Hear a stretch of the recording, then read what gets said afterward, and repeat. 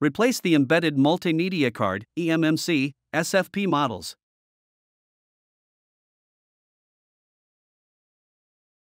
Unscrew one screw.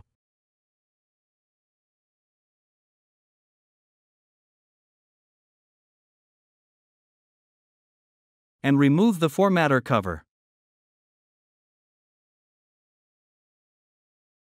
Remove the eMMC.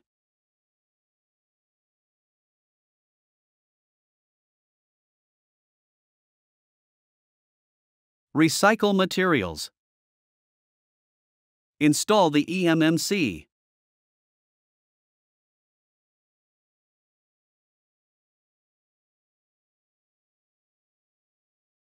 Replace the formatter cover.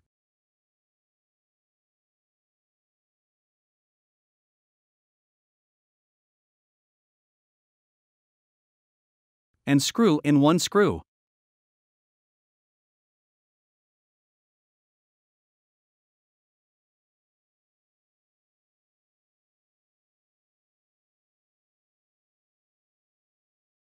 Find more helpful videos on our HP Support YouTube channel.